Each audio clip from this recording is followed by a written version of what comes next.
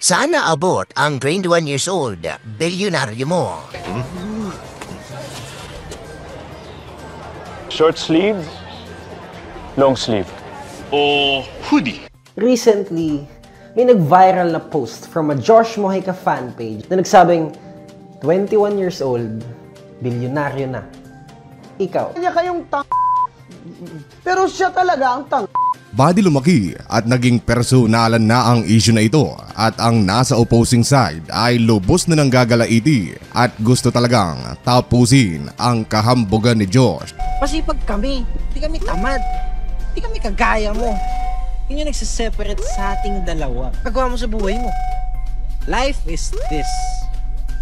I want this. Sa nakaraan nating video ay pinag-usapan natin kung saan nagsimula ang lahat and I highly encourage na panoorin nyo yon after ng video na ito. Pero long story short ay may isang quote-unquote fan page ni Josh Mojica na kung tawagin ay King Josh Mojica ang nagpost ng mga katagang 21 years old, bilyonaryo na. Ikaw. Nag-viral ito buddy, maraming tao ang nag-share, nag-react at nag-comment. Now, it's all fun and games dahil ano nga ba yun? Fan page lang naman na maaaring si Josh din ang nagmamay-ari. Come on guys, 2025 na ngayon at ang Facebook na rin mismo ang nag-e-encourage sa atin na gumawa ng secondary page or profile. Kaya ang claim ni Atty. Guanzon na may fan page ka pero ikaw din ang admin, trying hard ay hindi malabo. Switch ka lang ng profile, then boom, okay na. Gawin ba naman tayong 8080 at bagong panganak ni Josh. Ngayon, after nitong mag-viral ay dito nakagawa ng napakalaking pagkakamali si Mojica. Shinare niya kasi ito sa kanyang official Facebook page nang walang kung anong caption. Heto nga ang screenshot.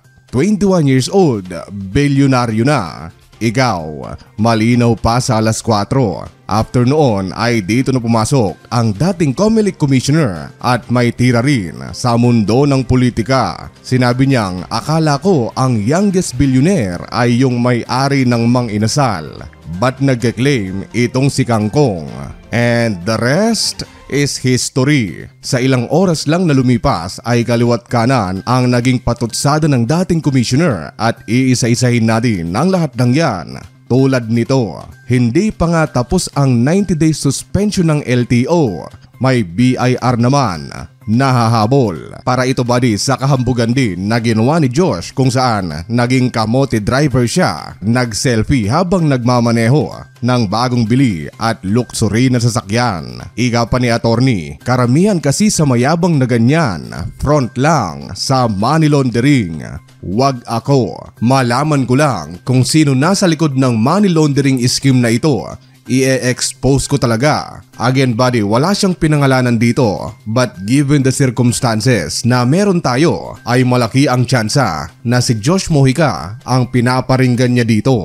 Ngayon, ang kaliwat ka ng bangayan na ito ay ginawan ng video ng napakaraming content creator. Kabilang na ako and I wanna thank you buddy from the bottom of my heart for spending your precious time with me sa istorya na ito. And of course, may video na rin ang the biggest content creator. Makagago, what's up man, naman niya pala to? The biggest! Self-proclaimed bilyonaryo? Mga hombre ko, Diyos ko! So ayun, dahil sa pressure ng napakaraming tao na kinikriticize siya sa kanyang ginawa, ay hindi na nakapagtimpi si Josh at gumawa na rin siya ng video upang ipagtanggol o ilubog palalo ang sarili. Sa video kasing ginawa niya ay sinabihan niya ang kagalang-galang na dating commissioner ng Na pati isa sa pinakamatataas na leader ng ating lipunan, isang napakagaling na abogado at dating commissioner ng isa sa pinakamalaking ahensya ng gobyerno, ay naniniwala at nagpapakalat po ng fake news.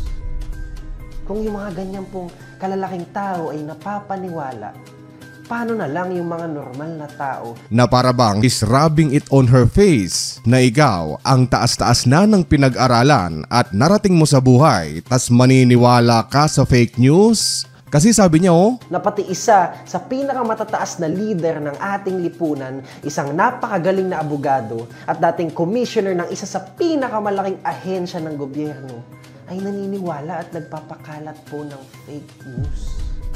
Hindi naman nagpatinag dito si attorney, kaya ang naging tugon niya dito ay nag-Harvard ako, top 10 sa UP College of Law, tapos ako sasabihan na fake news peddler ni Boy Descarte sa ka-8080 niya. So as you can see buddy, personalan na ang eksena. Animoy, bardagulan ng mga may tira sa buhay, Super Saiyan versus Super Saiyan buddy.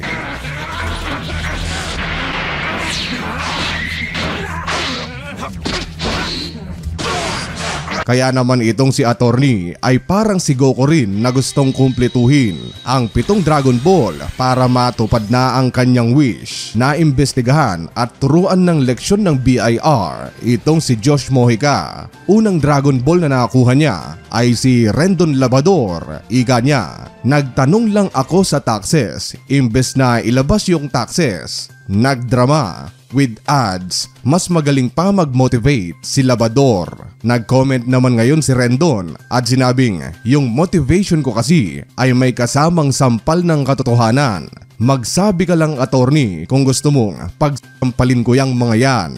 Ikalawang Dragon Ball body na nakuha ni attorney, sabi niya, makagago what's up man, kailan ang next content mo? Ako naman ang gagawa ng rebat. Tingnan mo buddy, pag-aaksayahan pa ng oras ni attorney itong si Josh Mojica at balak na gumawa ng video para magrebat sa video na ginawa ni Josh. At syempre, nagreply dito si Makagago. Sabi niya, paulit-ulit lang madam, daily upload po. Marami pong salamat sa pag-acknowledge. I will support you too, attorney. At heto buddy, ang ikatlong Dragon Ball. Christian Albert Gaza, may assignment ako sa iyo. Billionaire ba talaga yung may-ari ng kangkong? Medyo matagal ko pa malaman yung sa akin dahil busy pa ang lola. Ang tugon naman dito ni Sian Gaza ay, ako po ay multi-billionaire. Kung pagsasama-samahin yung views ng mga Facebook post ko, bilyonaryo na sa views, pero milyonaryo sa haters. Same with Josh Mojica. Nagpa-trending lang yung tao, mga patola kayong lahat. Tingnan mo nga naman buddy napakarami ng nadadamay. Ako? Hindi ako kabilang sa 7 Dragon Ball. Ibang universe ako buddy. Ako lang yung mga nasa Ghost Fighter. Tapusin! Tapusin! Tapusin!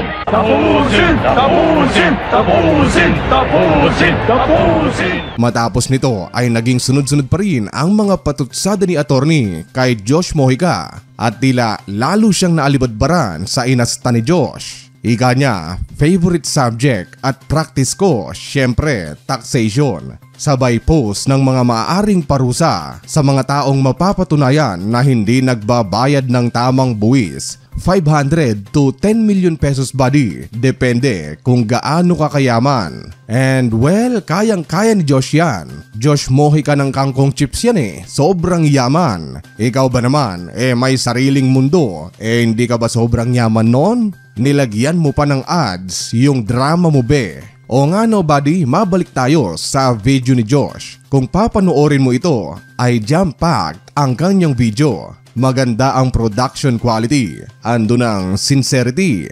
Naka-white shirt, siguro to show innocence. Pero ang problema, mala Pio Balbuena ang galawan.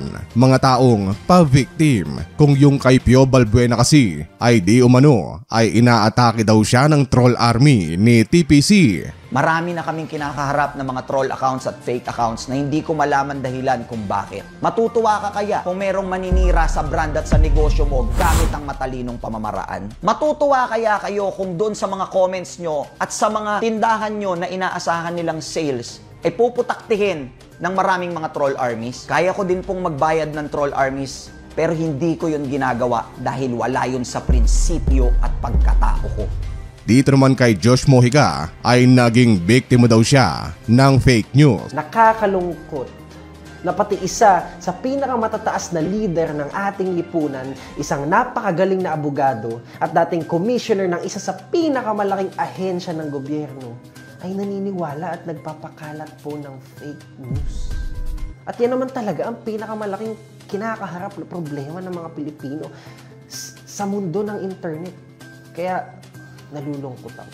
Karamihan ng nasa internet ay abala sa paggawa at pagpapakalat ng fake news para sa pansarili nilang kapakanan. Kahit pa makikita natin na shinare niya ito sa kanyang official Facebook page, sinabi niya rin na wala siyang illegal at puro legal ang kanyang mga aktibidades. I have always been diligent and compliant in running my business. Because everything I do is legal, transparent, and focus on growth. Pero nakukulangan ako buddy, nakukulangan ako sa video na ito. Kasi there is one thing, nag-iisang bagay na kulang sa video na ito. Ang sagot sa tanong na kung nagbabayad nga ba siya ng tamang buwis o hindi. Kasi buddy, we can end all of this beef from the get-go.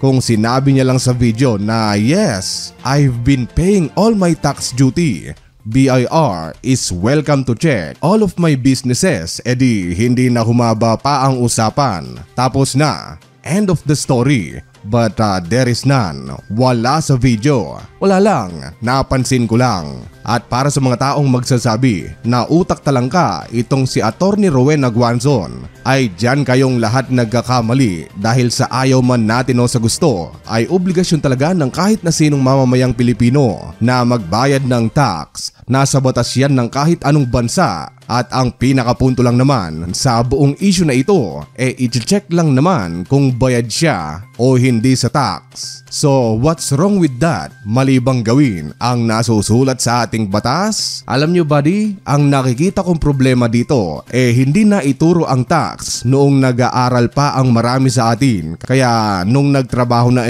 lahat tayo ay nagulat. Meron palang ganon? Kaya ang siste ngayon dahil sa kakulangan ng kaalaman ay ang mali ay nagiging tama at ang mali ay nagiging tama. Isa pa, alam nyo ba na ayon sa BIR ay hinihikayat niya ang kahit na sinong Pilipino na magsumbong sa kanila kung meron silang kilalang tao na hindi nagbabayad ng tamang buwis. At sa maniwala man kayo o sa hindi ay may reward ito buddy na aabot ng 1 million to 10 million pesos. Depende sa kung gaano kayaman ang taong isusumbong mo na hindi nagbabayad ng tamang buwis. Sabi sa ating batas, Republic Act No. 2338 or the Informer's Reward Law was enacted to help Bureau of Internal Revenue and Bureau of Customs to go after tax evaders, tax cheats, and smugglers. The law provides an award of 15% of the amount recovered to any person voluntarily, gives definite information to the BIR and BOC on any tax fraud or smuggling cases that will result to additional revenues to the concerned agencies. At sabi dito, under the proposed measure, informers who will provide information on tax fraud will be given a reward of up to 10 million pesos or the equivalent of 10% of the tax. So, yari buddy, yari talaga itong si Josh Mojica at maaring mabigyan pa ng reward itong si Attorney Guanzon. So ayun, binaback upan talaga ng kaalaman kaya hindi malamangan itong si Attorney. Ang hirap kalaban buddy ng mga taong matalino. Ika niya, bago ako mag-commissioner ng COMELEC, naging commissioner muna ako ng Commission of Audit. At yes, nag-check din kami ng taxes. Mas malaki ito dahil government ang sinisilip. Paano pa kaya yung small time? Ngayon, sa dinami-dami ng pinag-usapan natin na naging patutsada ni Attorney Guanzon ay she's not done yet. Hindi pa tapos ang laban buddy. No. Ika niya, sinong in charge for motu proprio audit ng Bureau of Internal Revenue Philippines? Bisita ako sa Tuesday. Bukas buddy. At yung kay Makagago din kung saan sinabi niyang Makagago what's up man, kailan next content mo? Ako naman ang gagawa ng rebat. So ayun buddy, ayun lang ang lahat ng impormasyon na kailangan nyong malaman sa issue na ito. Medyo cliffhanger ang kwento natin and who knows kung hanggang saan talaga aabot. Ang 21 years old, bilyonaryo mo. Short sleeve, long sleeve. Pero one thing is for sure na lesson ito buddy para sa maraming Pilipino na pumapaldo sa mundo ng internet na bawas-bawasan ng kahambugan o i-sugarcoat natin ng kaunti, bawas-bawasan ng pag-i-inspire dahil sabi nga ni Smaglas. Hindi mo na nga dapat ginawa, ipinagmamalaki mo pa. Hindi mo na nga dapat ginawa, ipinagmamalaki mo pa. 21 years old, bilyonaryo na. Ikaw. Kaya salamat at hanggang dito ay sinamahan niyo ako at kita-kita ulit tayo sa susunod na video.